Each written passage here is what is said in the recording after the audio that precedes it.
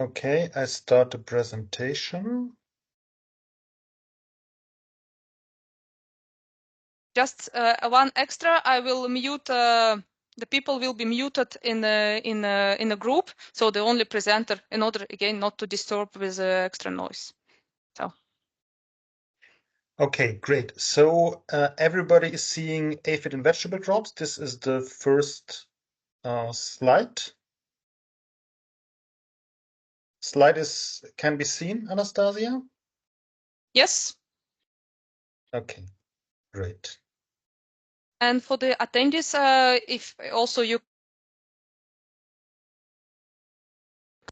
and if also the last comment, if there is something which has to be urgently clarified on presentation or whatever, which cannot wait till the end, you can raise up your hand. There is the reaction one in the Teams. You will see you can raise up the hand and or just also drop it in the chat. Okay. Okay.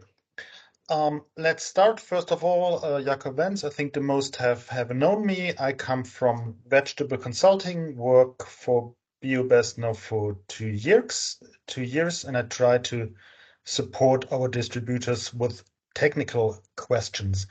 One word of caution, it is always difficult if you don't know the who you're presenting to, how to do it. So for some people, it might be, oh, this is a bit didactic, this is too much biology.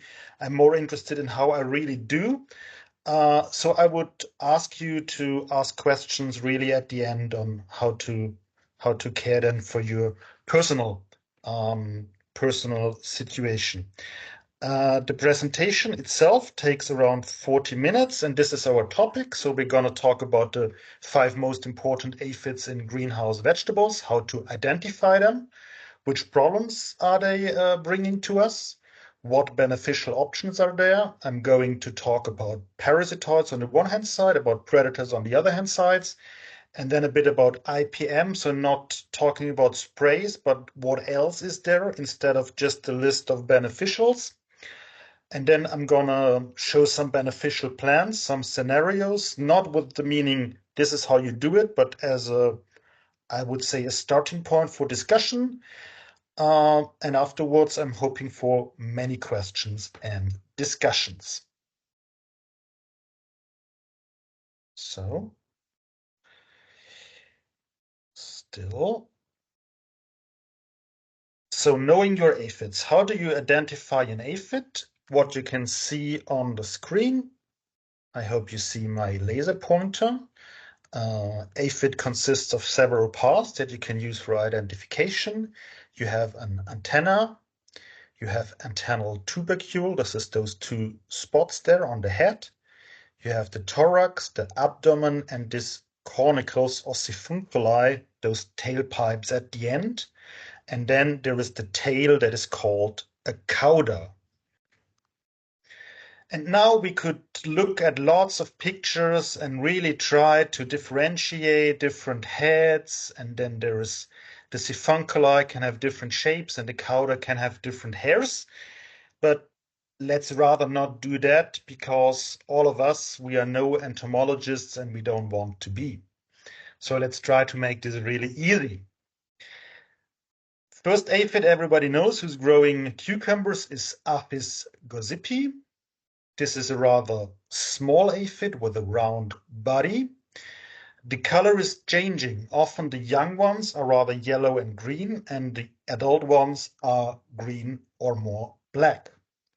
Also, when you have very high densities, then much more yellow ones occur. The antennae are shorter than the body. And the second side is that it has a cauda that is a bit paler than the body itself. The siphuncuли are short and always black. This is all I have to say about Apis gossypi. And this is a dense colony of Apis gossypi where you can also see the different color forms. Problem is they form dense colonies around growth points, also on the fruit, and arms protect them. And this is also an interesting topic because we always say, look, you have to get rid of the plants Everybody says that. However, no one can tell you how to do this legally. Earlier times we did it with borax and sugar. If you have a good tip, please let us know. Myzus persicea, this is more for the pepper growers, also relatively small aphid. Color is yellowish green. This is a bit variable. The antenna length is approximately the same as the body length. And now we are looking at the backside. You see this tail, this cauda is pointed, and the sifunculi, they are slightly swollen and have dark tips. Seeing Musus in action, it's a prolific honeydew producer, and afterwards you get this sooty mold, and also ants are a big problem. And now I talked about the Musus persicea. This is like the normal Musus, and then there is a red one, and this is Musus persicea nicotiana, and it looks in the end identical to the other one, but it's red. It's harder to fight chemically and also with Aphidius colemani, that is the standard. Here you see it in the head of the plant. It's going to the head much faster than the green one.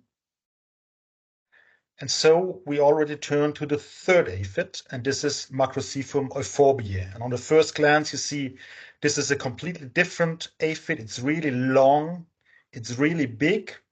It's mostly green, but it can also be pink, especially in tomato. And just one word of caution, I just talked about two different Musus persicea, and they are genetically different. The red one is different from the green one. And here, this is just a different color form that comes from the food it is ingesting on the tomato. It has this dark stripe down the back, either dark green or dark red when it's the red form. It has very long legs. The antennae are longer than the body, is the first one we have here. It has very long sifunculi and also an elongated pointed cauda. If you look here, this pointed cauda, it's all very long. I think this is an aphid you will not miss. Macrocephalum mainly in the head. You see here. On tomato, usually this is the aphid you have a problem with it. 10 years ago, aphids in tomato was a rarity. Nowadays, it can be a problem. And if you have a problem, mostly it's Macrocephalum. And now we already turn to the fifth aphid, and this is Aulacortum solani. Belongs together with Macrocephalum to the two so-called potato aphids. It is glossy, it is pear-shaped, can be green, brown-green. The antennae are longer than the body with dark joints. You see here, these dark spots on the antenna. The cauda and the sifunculi are medium long. This is always something that, no one really knows what to do with it. They have a black dot on the end, but the most important part is this dark patches here at the base of the sifunculi. Okay, and there's other telltale signs. Some people think, oh, I have a virus, but this is the poisonous spit of Aulacortum solani. It is tolerable in low numbers as long as you have biocontrol, but they also go to the fruits, and then you have yellow spots on your pepper or on your cucumbers. They are hard to find. The leaves also curl, so it's hard to hit them with physical action products like Nodosan, Flipper, Halophane, or whatever. And here we have another important point with the identification. What can we identify? We see four different data points on these pictures. We see a nymph, so a nymph is a northern adult. We see an alate, so an adult with wings. We see exuviae, so they have hatched, and this is just the skin. And we have the aptera, so this is the adult without wings. And this is the one that we can identify well. The nymphs, if you have some experience, also you can. And the wings, this is something more for the specialists. They look really different. Let's wrap this up. How do we differentiate those 5 different aphids? Macrocephalum is a big aphid with a long stripe in the middle. Aulacortum, you have the 2 dark spots. on the base of the sifonculi. Aphis gossypi, black sifonculi, plus this paler cauda, plus the crop urine. They're in cucumber, they're in pepper.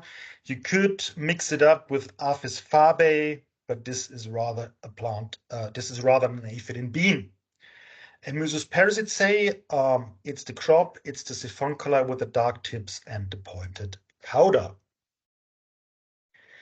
Now, which aphid do we have in which crop? I mean, this is an interesting question. And we can say in cucumber, it's mainly the Aphis gossypi, but Aulacortum and Macrocephalum can occur. In pepper, I mean, pepper is a plant that almost all aphids like. So we have the Musus parasitae and the Nicotianae, the red form, but also Aulacortum, Aphis gossypi, and Macrocephalum. In tomato, it's mainly the Macrocephalum, can be Aulacortum, sometimes Musus. And if you grow, as some people do, lettuce, then you have a problem because then all bets are off. It's all kinds of aphids that are hard to parasitize. And then it would be interesting to have a more in-depth discussion. So different aphids and different problems. Aphis gossypi, usually you find the first spot in your greenhouse, and then you already have a really high density on the first plants. And if you look closely, then 5 plants further, 10 plants further, they have already some more of them. Aphis gossypi is transferring viruses. This could be CMV, this could be CABIV. And this is always the question with these viruses and beneficials. People say, oh, I cannot tolerate anything, I have to spray early. And I don't say if this problem occurs, don't spray early, but I'm saying use beneficials additionally. And we come back to this later to have a better result. Aulacortum solani, these wrinkled leaves, this yellow spot that we have on the fruits. Another problem is that they form the winged aphids very fast. So they spread really fast in the greenhouse when you have found your first spot. And the Macrocephalum is hard to hit because they let themselves fall down fast and it overwinters often on weeds in and around the greenhouse. So you have it early in the season. If you look in literature, they always say, look, it's overwintering as eggs on certain trees, and that's correct. But in the greenhouse, the problem is from lack of hygiene. Myzus parasitae, lots of honeydew, transmits virus, but is rather rare in northern countries. So CMV in pepper is a rarity in our countries. And the Nicotianae, as I said, harder to fight chemically and with Aphidius colomani. Macrocephalum and Aulacortum, I just covered that. They are early in the season. When it's getting hotter, they disappear, sometimes to reappear in the autumn. What to do against aphids? Generally, you have two different problems. First problem is you have the wingless aphids that we also use for identification, and they increase in the hotspots really fast with the damages we all know. And then you have the winged aphids that are spreading and trying to establish new hotspots. And the result is you need both. You need the parasitoids that reduce the spread of the single aphids because they lay their eggs in the single aphid, and you need predators to reduce the numbers in hotspots. So, and what you will not hit when you drip Tepeki, let's look at this picture, and you see in this red circle there is some weeds and there can be aphids there. And if you drip and your plants get the Tepeki and it works really well, they can be there and then they come back to your crop and colonize really fast. And I think this is also one thing that we have to talk about because as beneficials guide, we are often portrayed as plant protection products are the devil. No, it is not. We say it's not beneficials or plant protection products. It's beneficials and sometimes plant protection products. But please use them in a way that it works. And yeah, purely chemical strategies are, I think, a thing of the past. So now we talked about the aphids, how to identify them, where they occur, and now the question is, what do we do? And here is a big list of beneficials. And you might fear that I'm going to talk in depth about all of this and a lot of biology.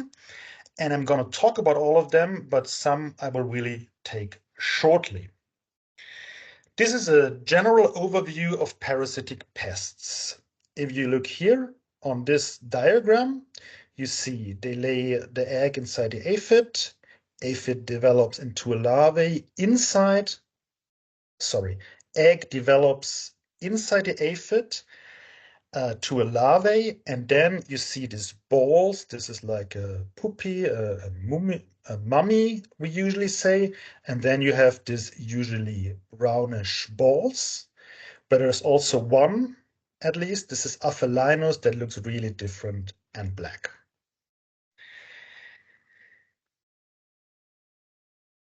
So Aphidius discovers Aphidius airvi and Aphidius colomani. They have excellent search capabilities.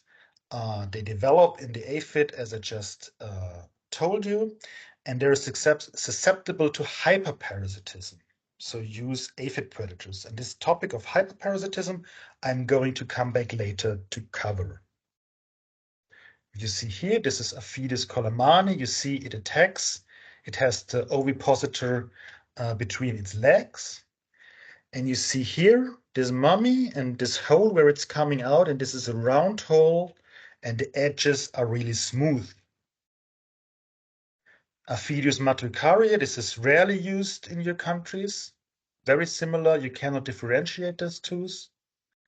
And then we have a different one. This is Aphidius abdominalis, and while the others are quite aggressive and go full attack, this is like an assassin. You see, it turns around and it stings the aphid. And often the aphids don't even realize that their days are numbered. Aphelinus abdominalis is producing these black mummies. It does host feeding, what others don't, or to a lower extent. It's long lasting but has slow activity, and it doesn't have the good searching capabilities because it doesn't fly. It doesn't like to fly, it more hops. So you have to bring it into hotspots. And this is another parasitoid that looks differently. You see, this is the mummy, and development is under this aphid.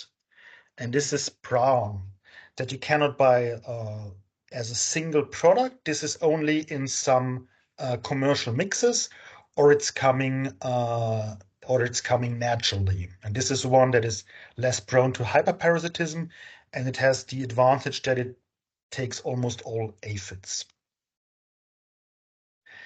So now the question is, which aphid parasitoid combination is working out?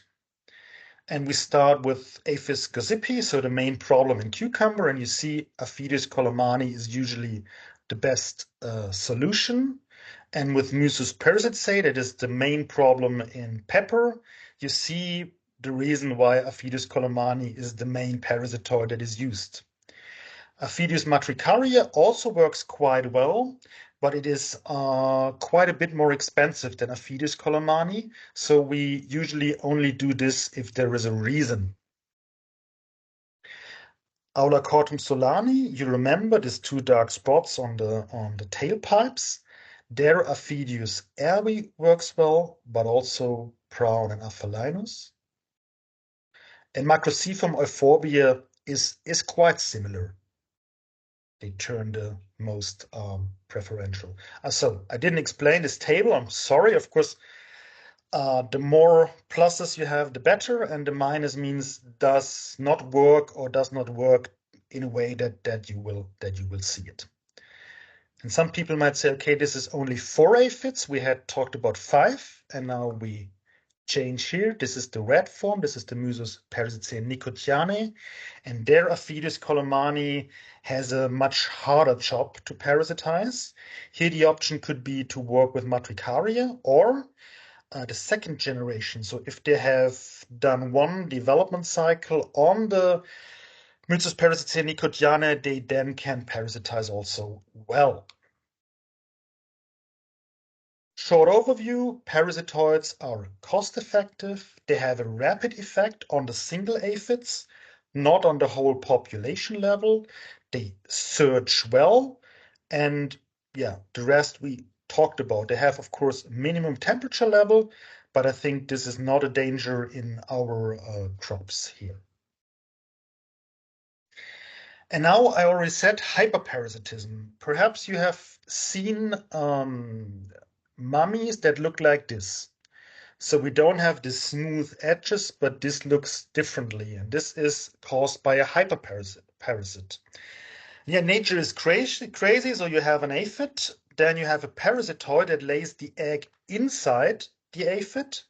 And then you have a hyperparasitoid that sees, oh, this parasitoid has laid an egg inside the aphid. I lay my egg inside the egg or the developing larvae of the parasitoid.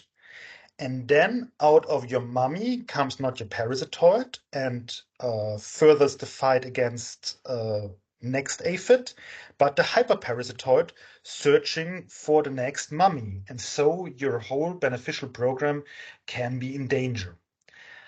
This is something that one should be aware. It does not happen always, but especially in summer, this can have a big effect. You can think about what would you do if you have this problem, and let's talk about this later. I would say there is two possibilities how to act. Yeah. Shit. There, I wrote it. Okay. You would focus the input on predators because, of course, if you have less parasitoids, then they have less food.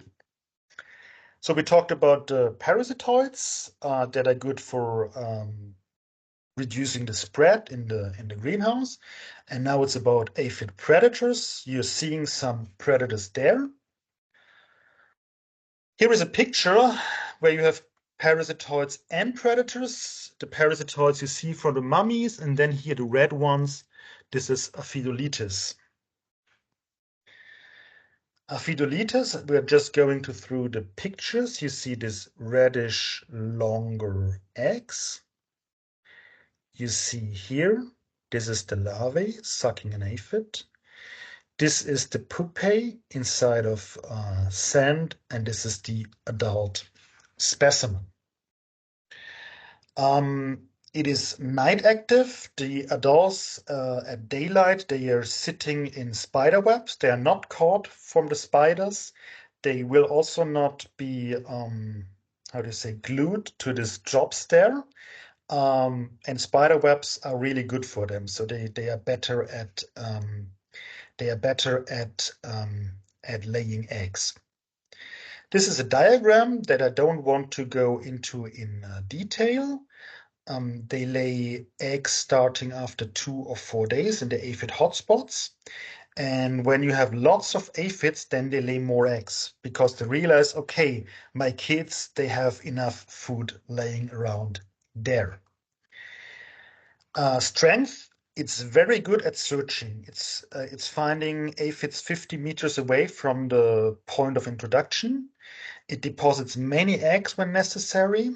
It supports the parasitites. They work well together. Honeydew has a strong influence on egg deposition and adult life. So another point, lots of aphids, lots of honeydew, they work better. However, the pupae is drought sensitive and it works better in soil crop because the pupal phase has to be in a substrate. And in a substrate crop, you don't have much open substrate where they can be. And as many other predators, they are not immediately effective. So if you have a problem and you put them in, there is a lag phase. Additionally, in peppers, the eggs are prone to being eaten, for example, by Oryz and Swirsky or Macrolophus. Then we have the hoverflies. Hoverflies are these a bit bee-like or wasp-like species that can stay in the air on one spot. We have two in the program. This is Ferrophoria ripplei and Opioides corollae. You see here on the does this work? Yeah, you see here a little video of them eating an aphid. It predates on all aphid stages, and Sorry, I didn't say this. Usually predators eat all kinds of aphids. There's also a very small amount of aphids that they don't eat and they don't occur um, in our crops. It has very good searching capacity. It lays eggs on the aphid colonies. It can be used with banker and companion plants. And Euphioides, this is rather Northern Europe, so it's more for cooler temperatures. And Sphaerophoria is rather from the Mediterranean regions, so it's meant more for warmer temperatures. And this is the life cycle. You see, you have this whitish eggs that you perhaps have seen already. Then you have a larvae that is the stage that eats the aphids. Then comes the pupae and then the adult. And on the next slide, we are going to see you have the Olpiotis on the top, Sphaerophoria on the bottom, and Sphaerophoria is a much more slender adult as well as the rest. So you have here it is rather greenish. You have this drop-like pupae, while the Olpiotis is much more plump. Identification, one possibility to identify the how do you say this? How you identify that they are there is this meconium on pepper plants, and meconium is just a fancy word for shit. But you have this usually on the leaves and not on the fruit. So it's not that it would become a problem for selling your fruit. Let's talk about the strengths. Also, very good searching capability. The larvae eat a lot of aphids. In pepper, it can establish very well from just 4 to 6 application of low numbers, and you have them year round. But the weak point is that the adults need nectar and pollen, and that's of course difficult in cucumber where we only have nectar, and it's also not immediately effective. And this is just a picture of one of my growers. He likes them so much, so he has planted here this companion plants, this lobularia. But this is not a standard technique. He's a bit he's really into the hoverflies. Chrysoperla, I think everybody knows. You have this very beautiful adults that don't eat the aphids. You have these eggs on the stems. They change color from green to white. I would say, yeah, here is the cycle. I would say it's not your standard beneficial for peppers or cucumbers. One point is they are really cannibalistic, and the adults fly away. They are relatively cheap. They have a direct action compared to the others, and they're also eating many other pests. But I would say Chrysoperia is not a standard product that is used. And also it doesn't really work well in cucumbers. And now we come to a bit of a newer product. I think most of you know it. This is Micromus. And here you see a Micromus eating an aphid. And you have the life cycle that starts with an egg. The egg is not on a stalk because it's much less cannibalistic. And most people know they are related, Grasshopper and Micromus. Often I said Micromus is the ugly sister or brother of Grasshopper. It's brown. It's not so fancy, but it has other great capabilities. And these capabilities, so the larvae, larval stage takes 7 days. It has 3 larval stages. Pupae has 7 days, and then comes the adult. And we are shipping the adult as a product that you can buy. It has a really long lifespan of up to 10 weeks at 25 degrees. Up to 1,000 eggs are laid, and one aphids per day they consume as food. And you can imagine that it's really expensive to grow them because you have to feed them also this the whole time in production. Um, one of the big differences is compared to the others. If we, for example, look at Aphidoletus, you apply the pupae. The pupae hatches. Then the adults have to meet each other. They mate. Then they search for the aphid hotspots. Then they lay the eggs there. Then the eggs hatch. And then it starts to fight the aphid hotspot. And as we all know in biology, those processes of growth, of aphid growth, is often exponential. So you're then only fighting at a much later stage, and it might get expensive. And this is beneficial, that is extremely good for the hotspot treatment, just because it starts eating aphids right away. Yeah, this I already told you. It's also active from a low temperature, from 10 degrees. You sometimes see them also naturally with lettuce in soil in tunnels or something. This I told you. This I told you. It also works with low light levels. And I now just talked about, okay, it's very good for hotspots, but also when there's not so much aphids, they also do prey sharing. So they share one single aphid with each other. Very different from the chrysopa. Some people might say, oh, they look really different. Can you differentiate them? Yes, you can. You see the micromos on the left-hand side. It's much more slender. You also see here, this is the second segment before the head. This is more oval without hairs. Here it is more square with hairs. And also here you have this, I say, sideburns, the things that grasshopper doesn't have.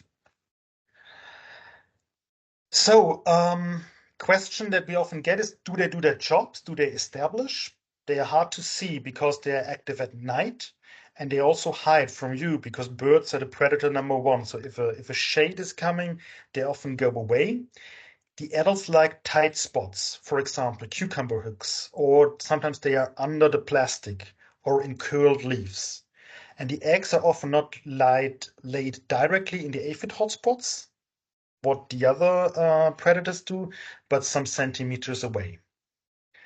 And I want you to draw your attention to this, and you might say, okay, what is happening here? Who has played with the pencil? This is another thing, because often they are eating the aphids completely, so you don't know afterwards. And this my colleagues did in aphid hotspots, so they could show the grower later, oh, they were there, but they have been eaten. They are also not always easy to see. On the left, this is the first photo. This is the first larvae I have seen in a cucumber 2 years ago. And here you see this is in a cannabis cultivation. This is the eggs. Sometimes they are also under this the pot, under this rim. And here they lay the pupae. And of course, this is like an ebb and flow system. They will unfortunately not survive. Here is just one field trial. You see in pepper on the left-hand side, we used micromos. On the right-hand side, we didn't use. You have the x-axis with the dates. You have the y-axis where you can see two things. One is how many other beneficials were there. And the green dotted line is how fast did the population of Macrocefum go down. And what you see on the left-hand side with Micromus, this goes down much faster, but you have less diversity of beneficials. And the easy answer is, of course, if there is less aphids, then there's less other beneficials. So for us, it's the only flying beneficial that works right away. Very high number of aphids are eaten, and it can establish also in cucumber. And if I wanted to search a weak point, it does not fly and search as well as, for example, Aphidoletes. It also searches new spot, but it's not a really very good flyer. So now we talked about aphids, we talked about beneficials and which beneficials are good for what. And now you think, okay, what am I going to do? What else is important? I would say this is something that is often overlooked. End clean, start clean. So try to end with as little aphids and other pests as possible. Here, of course, also plant protection products that don't necessarily need to be good for the beneficials can come into play. And then the next topic is scouting, so knowing what's happening in your greenhouse. This is a good this is a good time to check. Even better would be checking at the propagator. Search for a propagator that is reliable. Those people, be there too. Train them, and when they give you yeah, don't kill the messenger. If they tell you, look, we've found aphids, then yeah, say great job. Some pictures of aphids that are not so nice.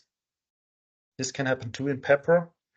And then some pictures that are much better. Of course, we would want the beneficials to have gotten the upper hand even earlier than that. This is just the Aphidoletes larvae working. Ladybirds, we don't use ladybirds in the greenhouse because they fly away too fast usually. If you have nets in the greenhouse, you could think about it. This is a hoverfly larvae and the adults. So scouting is important, recording is important. However, they don't kill the aphids. So what else to do? Yeah, kill all the weeds, check the new plants. Open vents is something where they can come from. And some people, I'm a bit skeptical about the strategy, say, look, you can, of course, trap the first flyers that come in with the sticky tape. Perhaps you have experience with that. I don't think it is a very successful strategy. Finding them early, I think we are all on the same page. And I would say also in organic is a bit different because we don't have much choice. So in organic, usually our recommendation is to also start with the predators right from the start. So you have them there and do this all year round. Here are tables. I always think about, do I put them in with the numbers because the numbers vary from country to country and also from grower to grower. And sometimes you have greenhouses and you don't know why do you need so many beneficials there and why does it work here. So these are preventative strategies of different beneficials. And these are numbers, and these are more Middle European numbers. So I would assume that in Finland, especially in lighter crops, you need more. Micromus can also have a place in the preventative strategies and increase security a lot.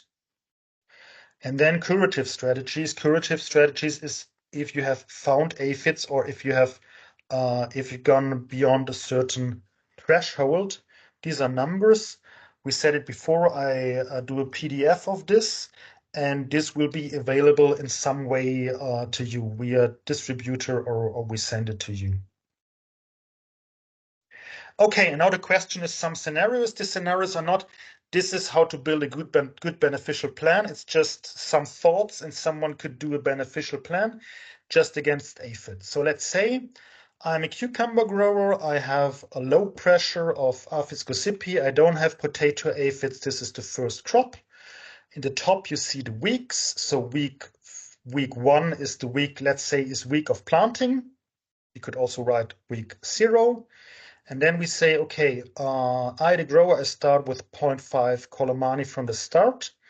And here, when I find the first aphid, then I'm increasing to 3 Colomani, and I'm going to stay with that, except it's going much higher. And then I'm gonna do Micromus, but just one in the hotspots, and I'm gonna just do this 3 times, and then I'm going to see. This is a rather low-powered plan. Let's say cucumber higher pressure, also no potato aphids, first crop. The grower says, look, I start really, really low, but I know I'm going to have Aphids gossypii, and I don't want to be caught with this. So from week 3, I'm going to increase to 3. I'm going to keep this almost to the end. Of course, it doesn't make sense to put a parasitoid in the last week before you go out. Then I'm going to do 2 different predators. I'm going to do the Aphidoletes also on 2 here. And then I'm going to do the Micromus. And if my people find the hotspots, then we're going to apply the Micromus into the hotspots. If not, we are going to just spread them around.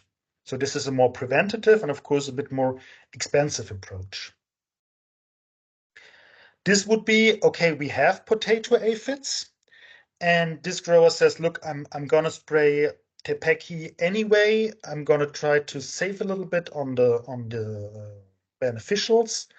So here it would be AirV against the potato aphids, and I do this just in the start. If there are none there till then I will not have a problem.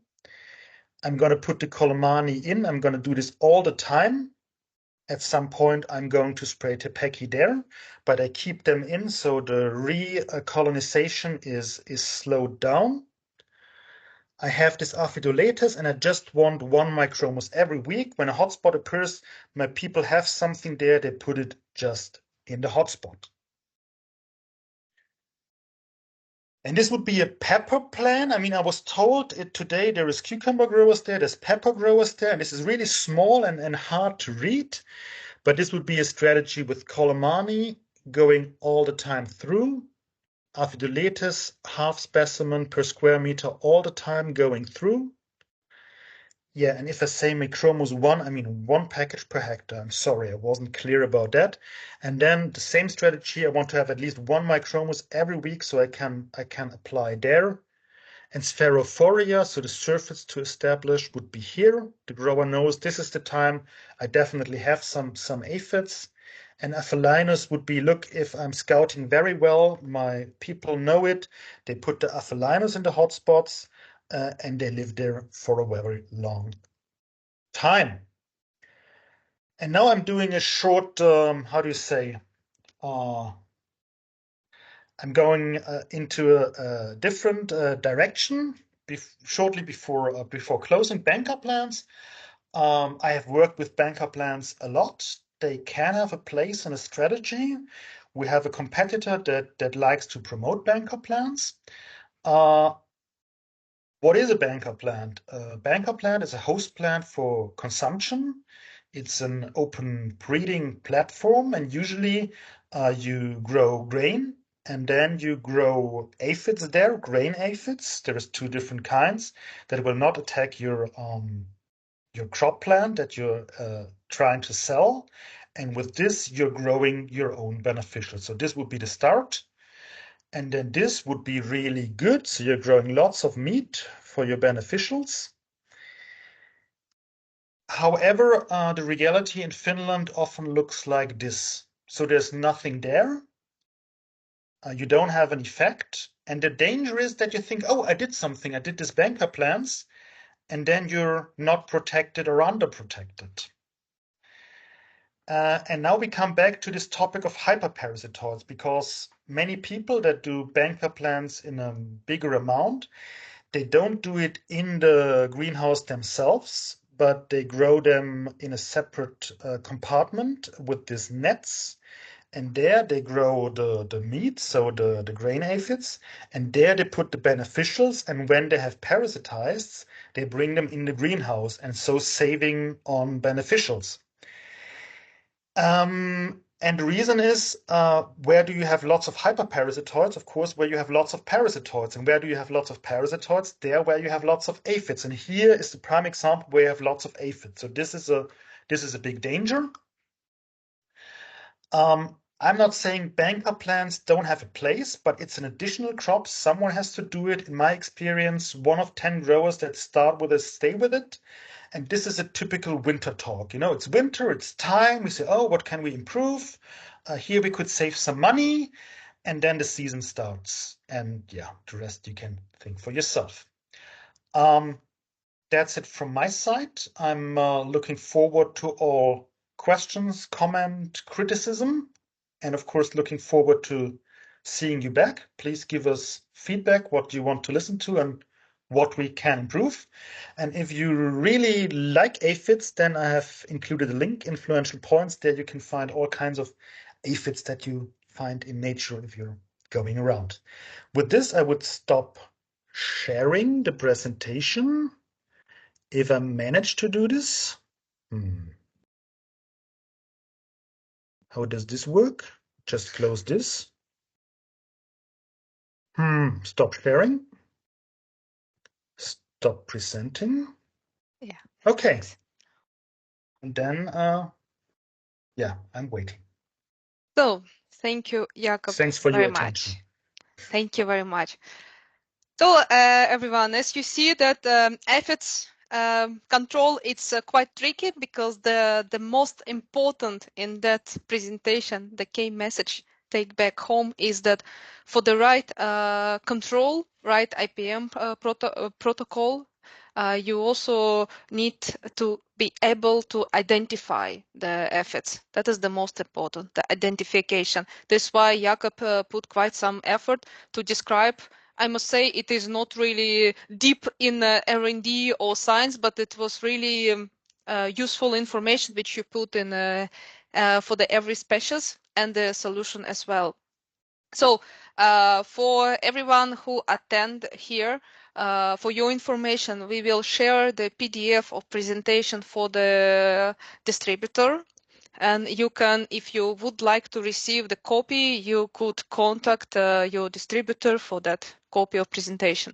Later on, within some time, we will also have a link for the video for that webinar, and that will also be shared at your request. And if I don't see any questions or any reply in the chat, unfortunately, if you have some, you can also just, if you would like maybe to ask it instead of type it, just unmute yourself and ask the question.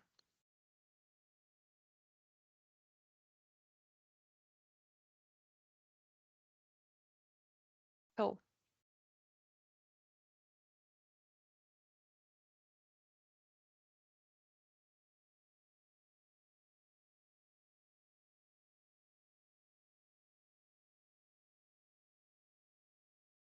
So no one wants to share how he or she is doing his beneficial plan, or what the main problems are, or? We have here, I believe, cucumber grower. We have here also strawberry growers. Or the guys from the distributor side. You could also give some feedback about it. That would be really helpful. So we have still a few minutes before the finished time slot for the presentation, and it will also help us. Concerning strawberry is really different. With strawberries, also the surfaces work really well. Often the aphid problem is not so big, but we have in strawberry, of course, some aphids that are really hard to parasitize with the normal parasitoid we have. So this is then more predator led strategy.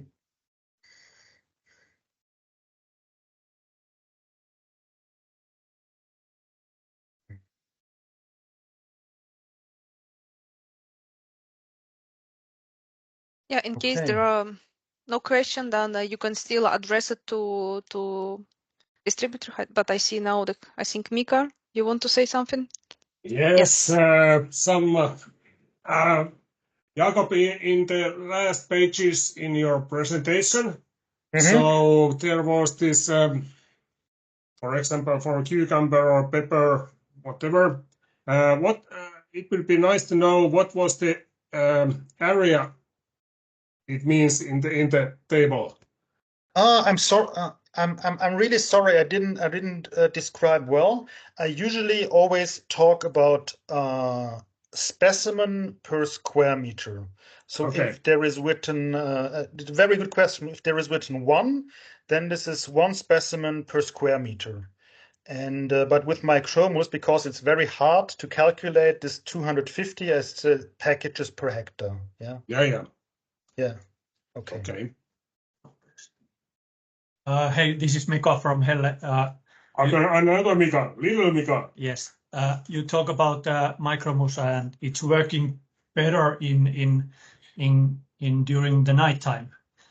But if we have a crop that it's almost 24 hours with lights on, how does Micromus behave on those climates? It's a very good question. I mean, you're the country with the most experience. What we know is that it eats most of its prey when there is no light. You see it sometimes also working on the day, but as my experience is that Micromus works very well in Finland, where I have seen it. It's hard to bring those two things together. It could be, I mean, look, it might be that it says, oh, this is strange, but I'm hungry. I need to eat now, even if there is light. But this is a interesting R&D question that I'll pass on.